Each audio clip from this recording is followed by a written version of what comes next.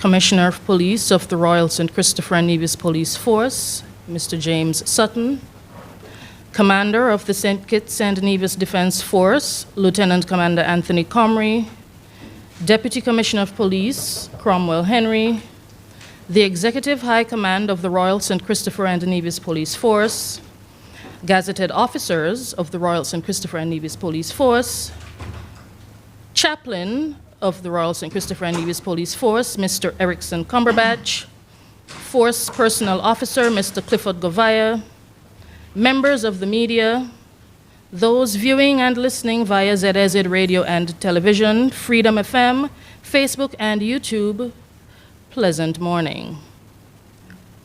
Welcome to the Royal St. Christopher and Nevis Police Force's second press conference for the year 2023.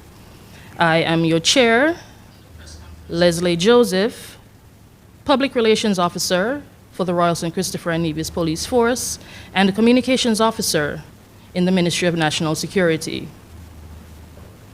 At this time, I'd like to invite Force Chaplain Mr. Erickson Cumberbatch to bless this morning's proceedings. Kindly stand.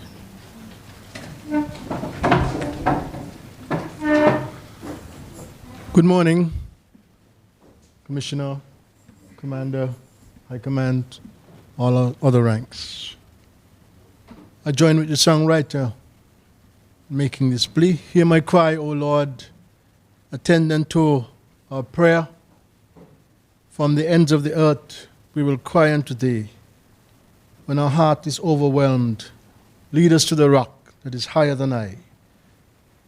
We thank God that he's a rock that is stable, that we can depend on him, and he promised that he'll be there for us. And so, Father, we come before you this moment, in this moment of crisis, this moment of loss, this moment of pain and suffering, this moment when our resources are tested and our officers may very well be stressed because of the workload. But we look to you from whence cometh our help. We know that we can turn to you in times of crisis, in times of need, in times of disaster, in times of loss. We recognize that in our own human self, we may have skill, we may have the training, we may have the resources, but yet we are limited. And so again, we look to you. We ask for your special blessing on the Commissioner, Commander, and the High Command, Police Force. And we pray, Lord, that you would be with us as we meet for this morning to share with our community and our federation issues that confront us and how we can work together to allay fears, bring calm and peace, and to apprehend crime. And so bless our efforts and bless the media as they take the information. May they do so precisely and correctly. Bless us together as we communicate and share. For Christ's sake, amen. Thank you.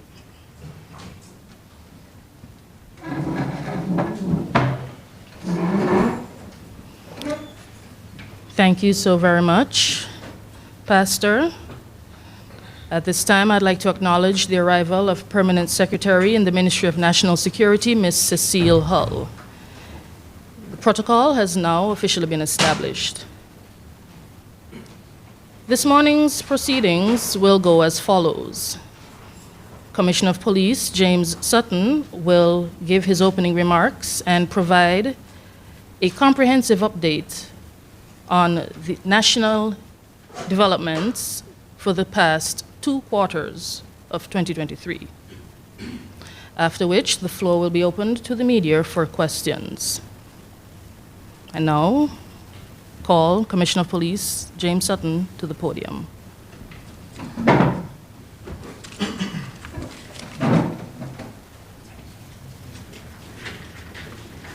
Thank you, Master of Ceremony. Kindly allow me to adopt the protocol that was so ably established as I bid a pleasant good morning to all.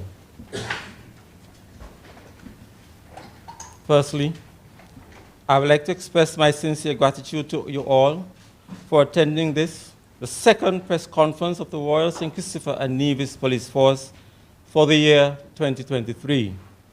Since our last official interface, much has transpired, to say the least.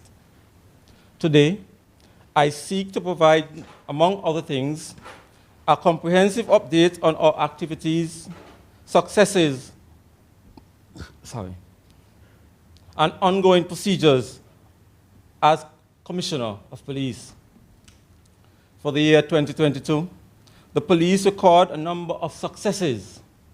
There was a decrease in major crimes overall. We recovered a total of 16 illegal firearms, but regrettably, there were 11 homicides. In the first quarter of 2023, we recorded a further decrease in major crimes. However, the second quarter of the year, we saw a significant spike in homicides. Although the police have recovered a total of 20 illegal firearms in the first half of the year, the number of civilians who have unfortunately died now stands at 16. This dark trend will be stopped, and the misinformed individuals who perpetrated it will be brought to justice. Criminal activity must not be allowed to find safe haven within the fabric of our society. The police, having been diligently working in collaboration with the St. Kitts Nevis Defence Force to curb the surge of criminal activity. To this end, we have already put in motion several initiatives and strategies aimed at increasing the efficacy of our methods and the intensity with which we seek justice. One such course of action was the High Command's decision to increase mobile and foot patrols and community engagement nationwide. This change has been met with much appreciation from the general public, as dozens of persons all over the country continue to express sentiments of gratitude and appreciation to the patrolling officers. The police force has sought the assistance of Dr. Edwin Powell, a highly trained national security specialist from the United States. Dr. Powell is no stranger to us, as he was previously in the Federation just this past April, when he facilitated 2 training courses. One executive leadership course for law enforcement and national security personnel, and one community policing training for police officers from the ranks of constable to sergeant. He imparted invaluable expert knowledge and skills, and his leadership and guidance were well received. Indeed, we look forward to working with him once again, though we wish it was under less somber circumstances. Another course of action we seek to take is the utilization of Section 10 of the Island Constables Act. This permits the police force to temporarily enlist former law enforcement personnel to assist in our peacekeeping endeavors in extreme circumstances or emergencies. These persons will be enlisted to serve in the police force for a period of 90 days in the first instance. At the end of this period, the national situation will be assessed, and the High Command will determine if an extension of the time is needed. The High Command has also taken a decision to upgrade our information reward system.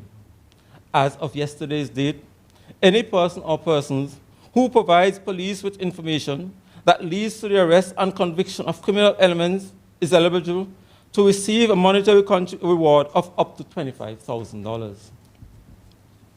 There is a common saying that goes, "There is no rest for the wicked." Hear me saying this, hear me when I say so too. Shall it be for those of us who toil in the name of peace, justice, and security? As of yesterday, June 6, 2023, all vacation and personal days for police officers have been suspended. the Royal St. Christopher and Nevis Police Force will not rest, hesitate, or falter in the pursuit of peace and justice. Though the words comprising this particular sentence may be simple, it is imperative that everyone hearing my voice understand that this is the furthest thing from simplicity. As police officers, our jobs are among the most difficult in the Federation, and yet the loyal men and women of the police force have committed to give even more of themselves to the restoration of national law and order and the safeguarding of all citizens, residents, and visitors. This august body is comprised of human beings, mere mortals who habitually sacrifice the best part of themselves to protect and serve everyone within our country's border. They have sacrificed a significant number of their freedoms and rights. They continually sacrifice of their family time and leisurely activities. And they almost forgo the simple pleasures in life. All this and more they do for the people and for their country. I am eternally grateful and deeply proud of my officers and all that they have done and continue to do. I sincerely thank every one of them under my command. The maintenance of your protection, safety, and security, and the pursuit of justice for those who have been wronged in the eyes of the law. This is the mission of the Royal St. Christopher and Nevis Police Force. In short order, citizens and residents will realize an added increase in law enforcement presence and procedures nationwide. Inevitably, this will cause some measure of necessary inconvenience to the daily routines of many. Try as I may, however, I cannot fathom any greater inconvenience or discomfort than the violation of one's right by some social menace, especially the heinous cutting down of our own young people in the streets. Hence, we will do what we must to return our nation to a state of normalcy. We have been doing and continue to do our part. The time is now upon us where you, the people, must meet us halfway. The solution to ending crime and violence is not a magical. Peace cannot be restored by snapping of one's fingers. Instead, it is born in diligent work, fervent prayer, laser-like focus, and an immovable determination to succeed, and strong social collaboration. Help us help you. Before I close, I humbly ask that everyone hearing my voice remembers the Royal St. Christopher and Nevis Police Force in their prayers. With God on our side, the public's support and cooperation, and some expert assistance, I am confident that we will overcome and justice will prevail. Thank you for your kind attention.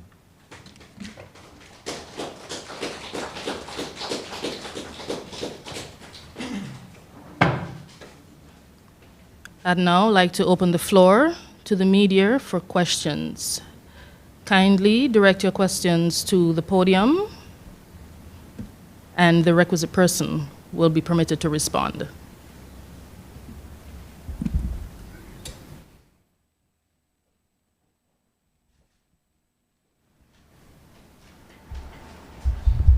Good morning, Glenn Bart, SK Newsline.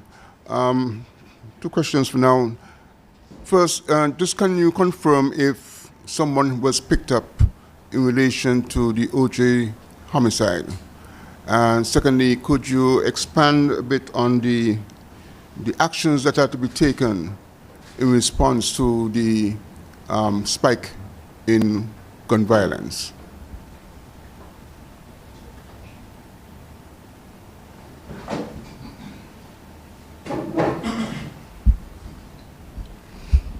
Thank you for your question. Good morning. The answer to the first question is no. That matter is under investigation.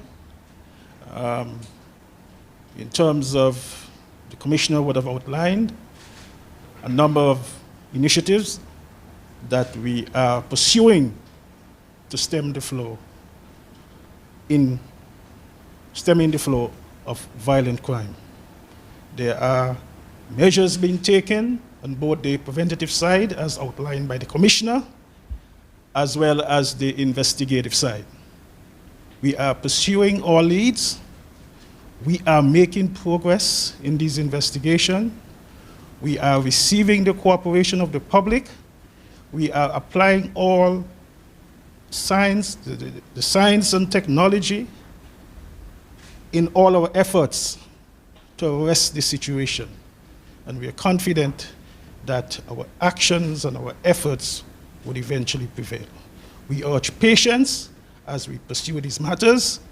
These crimes are not an event. Investigation is not an event, it's a process, and we have to get it right. The officers are committed. We are gratified by the support that we are receiving from the public, and we can assure you that at the end of the day, we will arrest the situation.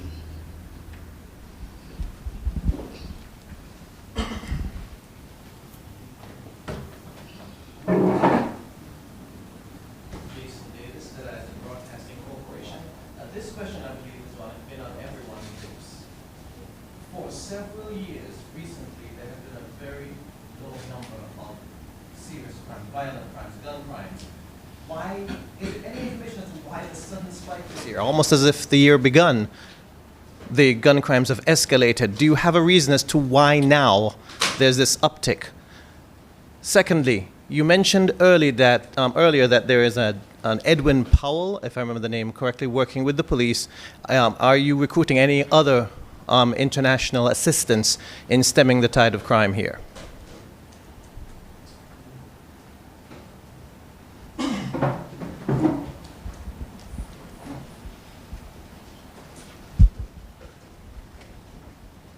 Good morning. And first, let me extend my sympathies to the grieving communities who have lost, and to the families who have lost loved ones. I want to also adopt the protocol that was established earlier. And I'm thankful for the question that you asked.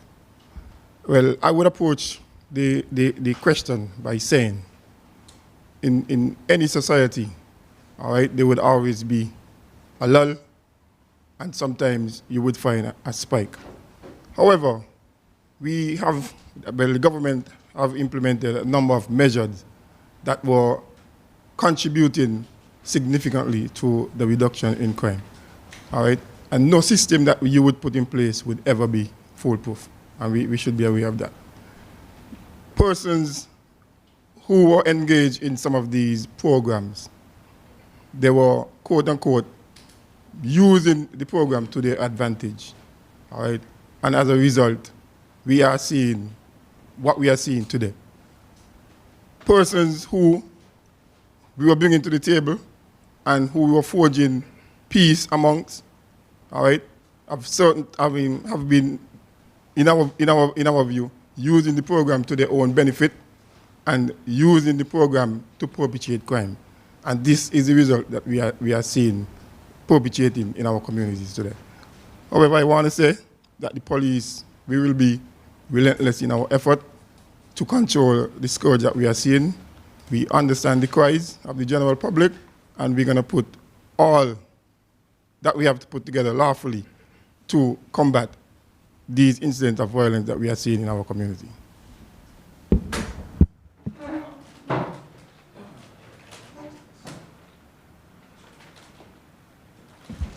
Yes, good morning. And further to the question you asked, we are receiving assistance from our regional partners at this time. So it will be done in a step phase manner in that regard. Okay, German Abel, SKN Vibes. Commissioner, just a quick follow-up on your point. When you say international assistance and regional assistance, would you say that we're also going to be seeing the RSS coming to St. Kitts and Nevis to assist now that we're heading into the music festival period? And then I'll follow my other questions. As I've said, our strategy is step like it will be done in a phased manner.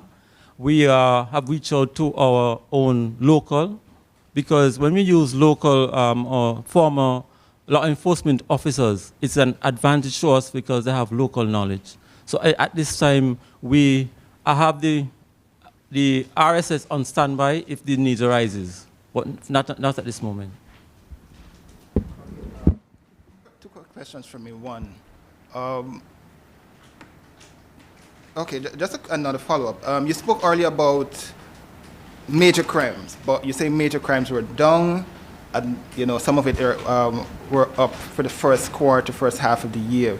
Can you just give us some specifics, specifically numbers, when you talk about major crime and which categories of major crimes you were referencing when you spoke to that? Looking at the 16 homicides that we would have had for the year thus far, can the police say whether or not any of those homicides are linked, and weapons used in the commission of those crimes, whether or not those were also connected to some of those homicides? And on this specific topic of guns, can you say whether or not the police is suspecting that a lot of the weapons that were used in the commission of these crimes are coming in via, or people are bringing these weapons in via specific parts and then retrofitting them while they're here in St. Kitts and Nevis? Okay, with regards to the nature of the investigation, it would not be advisable for me to comment on that in that regard, whether the offenses have been linked in any way. We don't make guns here. So the guns, majority of the guns thus far would have been illegal guns that have been used, but that is, I'm speaking at the top of my head. Okay, with regard to the first part of your question, we, for example, overall, when I speak, I talk about major crimes, all the felonies that I'm speaking about, homicide. For example, when you speak about the major crimes, we saw increases, for example, in robberies and homicide. Those are the two areas that stood out when we look at our crime statistic. But other crimes are, when we do a comparative, in comparative to last year, they are down. But overall, when we look at an overall statistic, the number of crimes committed or reported to the police as of the first quarter would have been less than last year.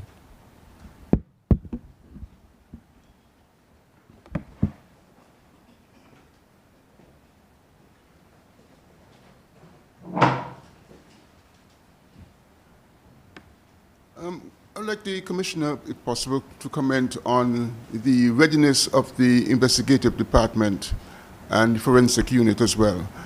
How strong are these two components of law enforcement, and are they prepared, are they resourced enough to actually do the job that is necessary?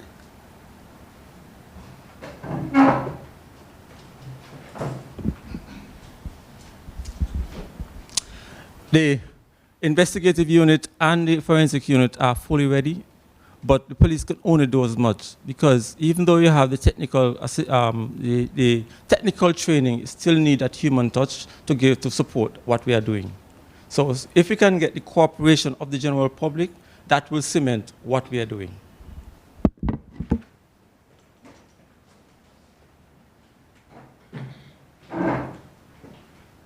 I'd like to piggyback on the answer that was given earlier. It was stated that some persons who were involved in the peace program were using the program to assist the commission of crimes. I would just like some clarity. Do you mean that they were using the money they were making to fund their criminal activity? And if that's the case, isn't it risky keeping them on the peace program?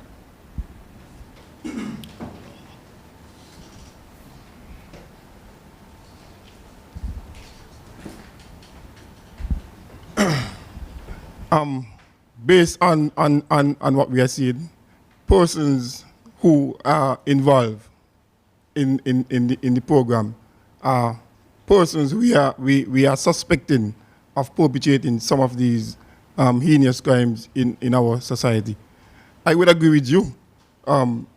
Having some of these persons being a part of the program could be challenging and could be risky. However, we are doing all that we can do, all right, to end what is happening in our communities.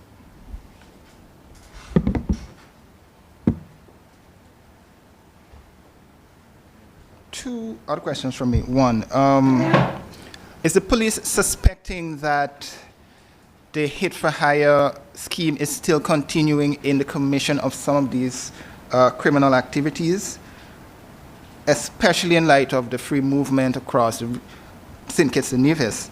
And can we get a quick update? I see the commanders here surrounding the investigations of the migrant vessel that capsized. We know one person is still on the run, whereas the investigation led the police, the defense force thus far.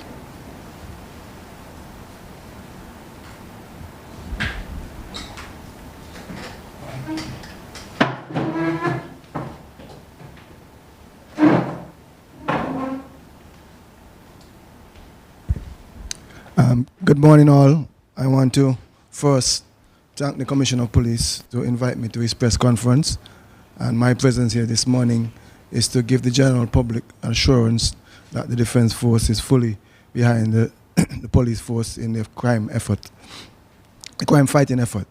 Reference to your question about the investigation, at this time we are still investigating. We have not come to any conclusion concerning that matter. We are working with the authorities out of Antigua and also out of St. Martin, because the vessel end up in St. Martin. So we are still investigating that matter. We haven't put closure to it as yet. Thank you. Do you suspect that the gentleman would have left the island? I can't comment on that. I have no knowledge.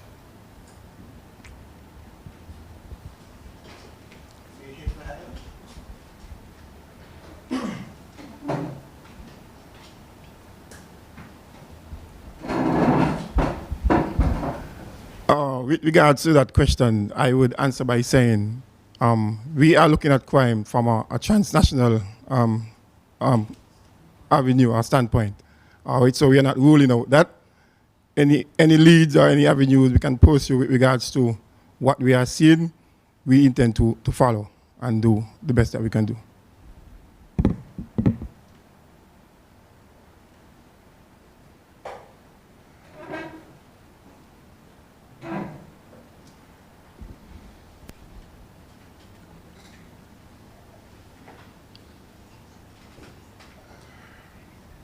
On the matter of illegal firearms, several persons have said that a lot of it comes through our porous borders. And that has been said for many, many years. What is the situation with regards to the patrol of our coastal areas? And secondly, what stance is the police taking with regards to these special operations? Because what we find happening is that there is a spurt of police activity after major incidents, and then it levels off and dies away. Sustainability of your efforts seem to be part of the problem, in the sense that there's not enough continuous, sustained police effort in crime fighting. What is your response to those two?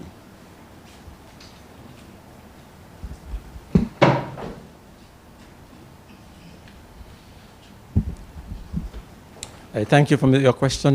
Let me deal with the last portion. Yes, we look at sustainability, because when we look at when we implement an operation, there's a spike and then there's a lull. But what we are doing from a policing standpoint is to have the community engagement in our operations at this time, because the police will not be out there 24 hours. So we are seeking the partnership of the community in many of our initiatives. For example, presently we are in discussion with the Ministry of Education and Social Services, because we want to believe if we address our young children at an early age and nurture them in the right direction, that will transform in the rethinking of the violence that we are having. Because I will give you an example. Parenting, we realize, is one of the issues that we're having. Some parents may tell their children that anyone hit you, hit them back. And some children go with that attitude. You might tell your child, make a complaint. So we need to have a common ground in that respect. That is one area. We also look at the program, the alternative pathway, because we believe that if you teach a person, if you train a person to support themselves, they will become independent persons. We look at the programs that are happening in the prison for persons who are afraid of the law, education. So we are looking at it in entirety, in its greater entirety, and not solely on the police. So we are spreading out. We are looking for partnership in this regard. And with regard to our porous borders, we have just acquired a vessel to assist in the patrolling of our porous borders. We also look at partnering with the customs, because what we are seeing happening within the region is a new type of gun called ghost guns. Basically, these firearms do not carry serial numbers, and they are made from the YouTube and from the internet. So that is a challenge. So what we are saying now to the custom, these are the parts to look for, because a part might come simple and you might take it for nothing, but it has another use unknown to you. So these are some of the things that we are doing. Okay. Commissioner, can you say, now that you're stepping up as part of your security measures, you're stepping up community policing, what assurance can you give the general public, especially the young men within the communities, that they would, quote unquote, not be harassed, not be targeted in your operations as you go forward? Looking at, we have a lot of young people who basically roam the streets at all hours of the day, even 10, 11 o'clock in the night. Would the police be enforcing that curfew measure that a lot of young people, especially those who are, I think it's under 16 and don't remember the exact age, who should be out, who should have a parent with them at the time? Would the police be enforcing that specific piece of the law? Because we've seen a number of young people roaming the streets basically at ungodly hours, want of a better word. And finally for me, last year we saw there was a connection between St. Kitts, the United States, and the UK, specifically surrounding a gun smuggling ring. Do you believe that that is still happening in St. Kitts and Nevis, where we have, might not be specific to the US or London, but do you believe that there's still a smuggling ring where weapons are being brought into St. Kitts? Okay, let me deal with the last part. We only know that there's a smuggling when it is uncovered. So the possibility exists because we do not make guns in the Caribbean. And based upon our information within the region, over 90% of the guns that are found come out of the United States. So the possibility exists.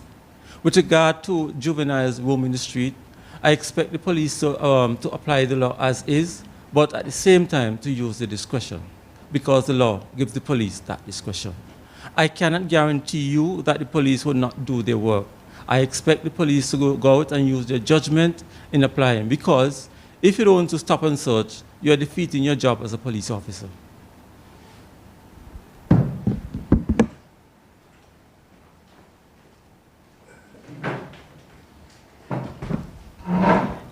On the issue of crimes that have been committed, let's say for last year, in terms of statistics, how many of those crimes, gun crimes, murders, have been resulted in charges being laid? And can you say also how many of those have resulted in sentences? And the same applies for this year. Out of the 16 murders we've had so far, homicides we've had so far, how many charges have been issued in relation to those incidents? And while I'm here, someone has asked us that you all identify yourselves because they're watching and they're not sure who is speaking.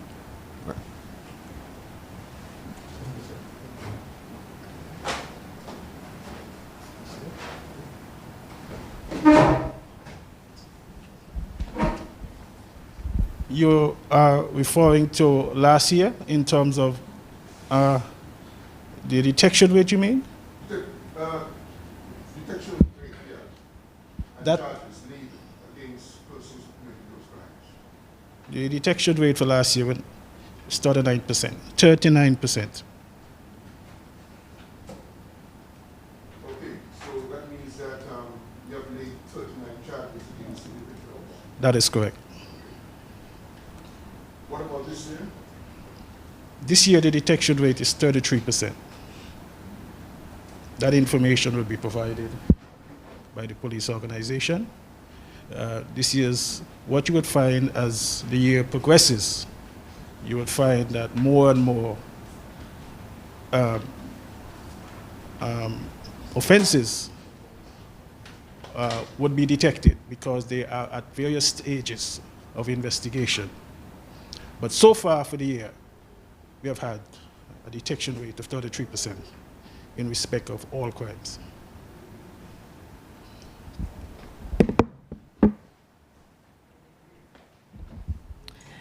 I have here one question sent in by Freedom FM. Have any arrests been made following the uptick in homicides over the past 20 months? And what community-based initiatives are in place for so-called hotspots?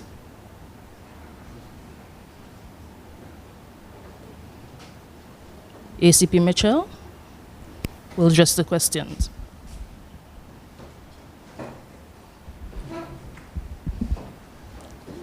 We have had, in terms of homicide, we have had a detection rate of 73% last year. That's 12 months. So far for the year, we have resolved or identified suspects in respect of 2 of the homicide. You could do the maths.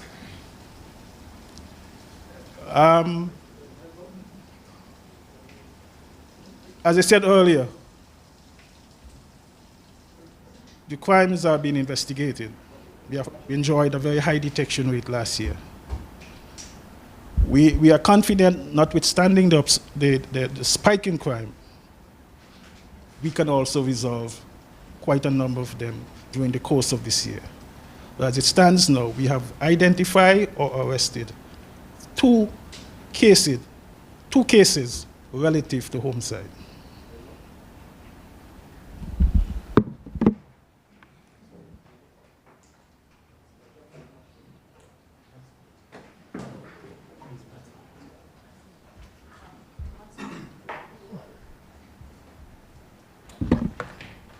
Assistant Commissioner Adams, responsible for operations. With regards to the question you asked about what is being done in the hotspots, we have implemented a strategy that we call hotspot policing, and it is basically increasing our presence in the various hot communities. We implement our community outreach measures.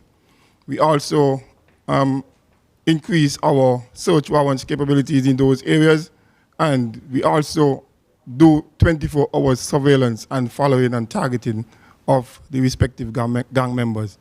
These from time to time would work, but as the Commissioner has alluded to earlier, we depend heavily on the general public. And we are happy that we are seeing now some assistance from the general public. So that is how we plan to approach our hotspot policing in engaging the general public. We rely heavily on those who are our eyes and our ears.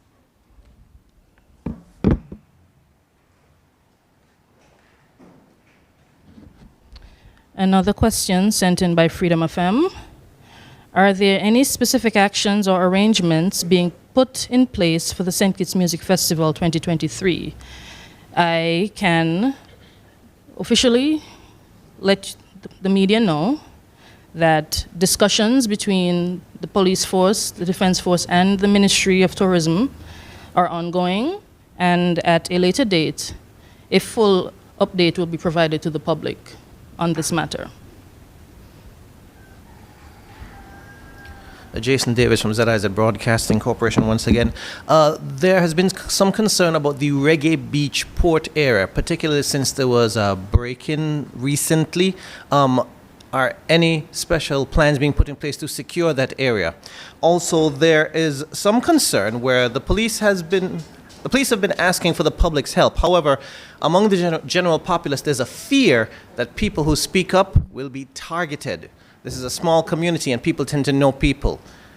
What security can the police offer to persons who want to help but are afraid? Third point, there's also the fear that there are persons within the force that are tipping off members of the criminal element as well. What's being done to address that?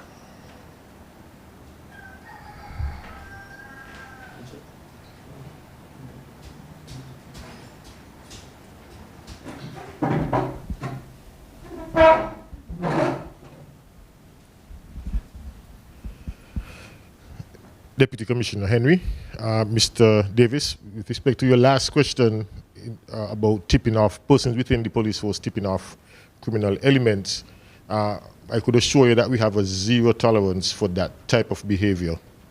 And wherever we find evidence of that, it is dealt with swiftly.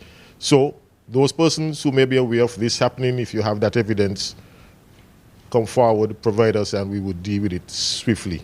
There's a zero tolerance for this type of behavior, and the force would not condone it. So we appeal to persons with any information with this regards to come forward, and we could assure you that it will be dealt with. Could you remind me of the first part of your question? Reggae Beach. Reggae Beach. Oh, that area has always been a major concern for us. It is a remote location, I would dare say isolated in terms of the activities that occur there. And the best that we could do for this time is advise persons, if you're do not leave your vehicles at this location, especially at night. The security there is almost, well, it's unreliable at night in particular. We make frequent visits there, our patrols make frequent visits to that location. But as you can appreciate, we cannot stay there indefinitely or for any extended period. And so we, at this point, would advise persons, if you're moving over to Nevis, have someone take you or use public service transport to get you there so that you do not have to leave your vehicles in a dark, isolated area for any extended period. The last major event that was in Nevis that we know would have attracted persons to that area, we insisted from the organizer that he provide security for persons who are leaving their cars, their vehicles there while they attend the event. So that last event in Nevis, I think it was Tropics, there was security that was at that location to ensure that there were no incidents. And thankfully there were no incidents, so the security would have ensure that that didn't happen. But on a normal conditions, we advise persons to avoid parking your vehicle there at nights because we cannot guarantee the security. Somewhere down the road, the security would be improved as that area is developed to accommodate passengers moving. But for now, we cannot guarantee the safety or security of your vehicle for extended periods at night in particular. And so we advise against parking there. Thank you. Hold on, there are other questions. Yeah, you can get your turn. The question I asked earlier, persons who might be willing to help, but they fear being targeted. What's being done to help them? Well, we have a witness protection program that has been ongoing for many years. And I could almost say, stand to be corrected by the ACP Crime, that all the persons, all the witnesses who have gone into that program they have been safe up to date. None has been harmed. And so if a person has information that they want to provide to us, of course we encourage that, but they are concerned for their safety, and that is expressed to us, or we assess that, then we have things that we can do to ensure that that person is safe. So we do have a program that we provide protection to persons who are willing to give evidence, but are fearful for their own safety. And we have done so successfully over the last couple of years.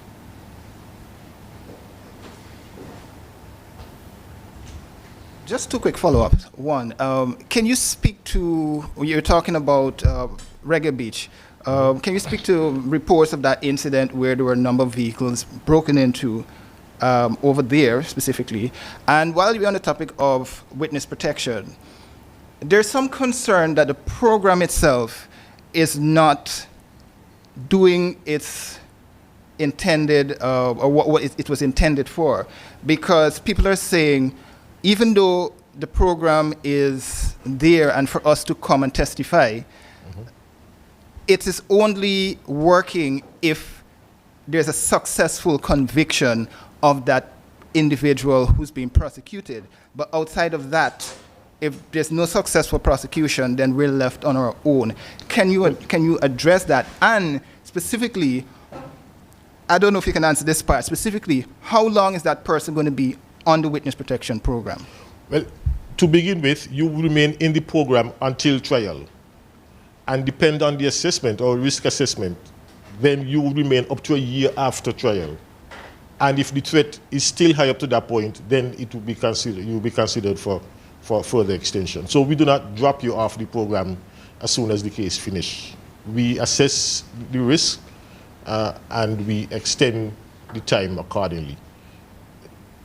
Prior to the case, well, between you giving the statement and the trial, of course, you will go into the program almost immediately. Once you have come and committed evidence or information to us, then you'll go into that program and remain in the program, as I said, until it is safe.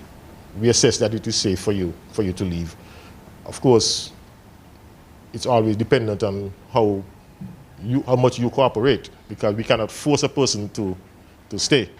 And so once you're willing to cooperate and abide by our advice, you will remain in that program until we think it is safe for you to leave. And it is not limited to St. Kitts. The protection is not limited to just being in St. Kitts. We have witnesses who are all over, internally and otherwise. Reggae Beach, we had at least four reports of vehicles that were broken into. In some cases, the vehicle was just damaged. I guess there was nothing in the vehicle to be stolen. And there's some reports where the vehicles were damaged and valuable items that were stolen from the vehicles. Damaged to get the vehicle open. The glass was broken in order to open the vehicle. Of course, you could appreciate that there will be no witnesses around. There are no CCTV cameras in that location. And so it will be difficult to know without any lead who would have done that. So those matters are still under investigation. Our crime scene unit would have done the best that they could. And so the matter is still open and under investigation. Should any further developments in terms of a suspect being identified, then that will be pursued.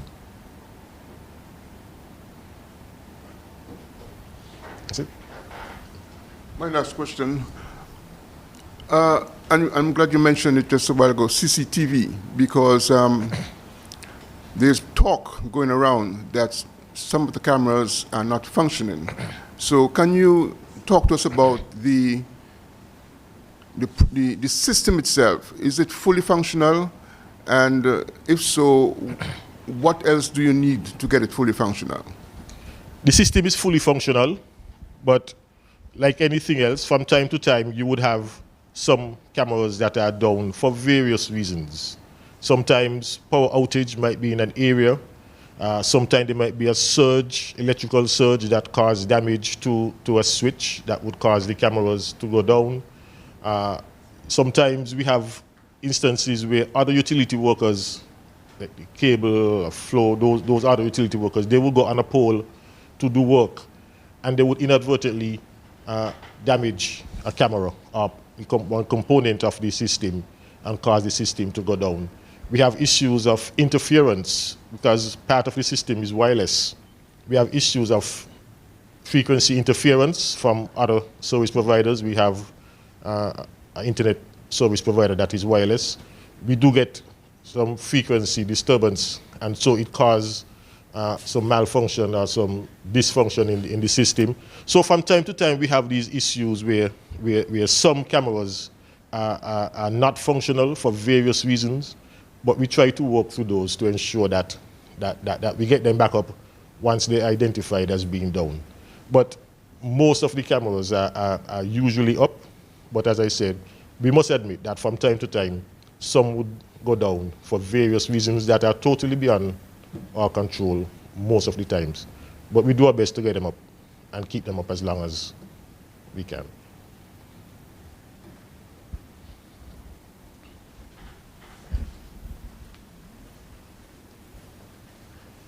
Are there any other questions?